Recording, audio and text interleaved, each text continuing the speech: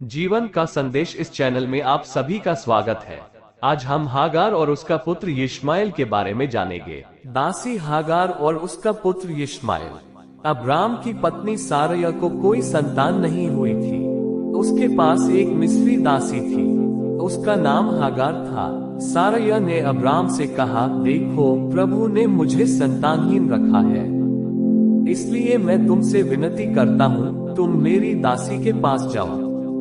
संभव है उससे पुत्र हो और मैं पुत्रवती बन जाऊं। अब्राम ने सारया की बात मान ली। जब अब्राम कनान देश में 10 वर्ष रह चुके थे, तब उनकी पत्नी सारया ने अपनी मिस्री दासी हागार को उन्हें दिया कि यह उनकी पत्नी बने। अब्राम ने हागार के साथ सहवास किया और वह गर्भवती हुई। जब हागार ने देखा कि वह गर्भवती है, तब अपनी स्वामिनी को तिरस्कार की दृष्टि से देखने लगी। सारया ने अब्राम से कहा, जो चोट मुझे लगी है उसका कारण तुम हो। मैंने अपनी दासी को तुम्हारी गोद में डाला था, पर जब उसने देखा कि वह गर्भवती है, तब मुझे तिरस्कार की दृष्टि से देखने लगी। प्रभु मेरे और तुम्हारे बीच न्याय करे।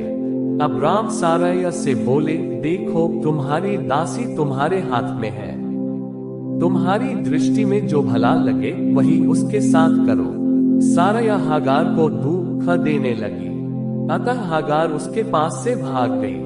प्रभु के दूत ने हागार को निर्जन प्रदेश के एक झरने पर पाया। यह झरना शूर के मार्ग पर था। प्रभु के दूत ने पूछा, सारया की दासी हागार, तू कहाँ से आ रही है और कहाँ जा रही है? उसने उत्तर दिया, मैं अपनी स्वामिनी सारया के पास से भाग रही हूँ।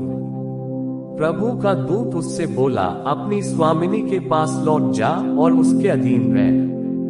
प्रभु के दूत ने उससे यह भी कहा, मैं तेरे वंश को इतना बढ़ाऊंगा कि उसकी गणना न की जा सकेगी।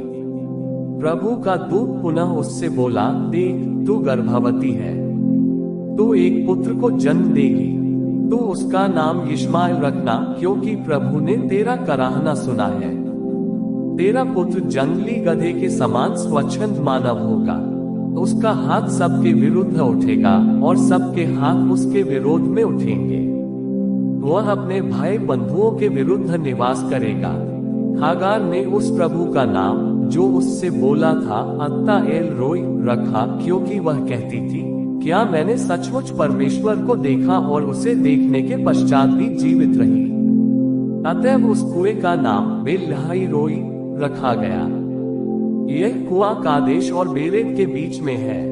हागार को अब्राम से एक पुत्र हुआ। उन्होंने हागार से उत्पन्न अपने पुत्र का नाम यिश्माएल रखा।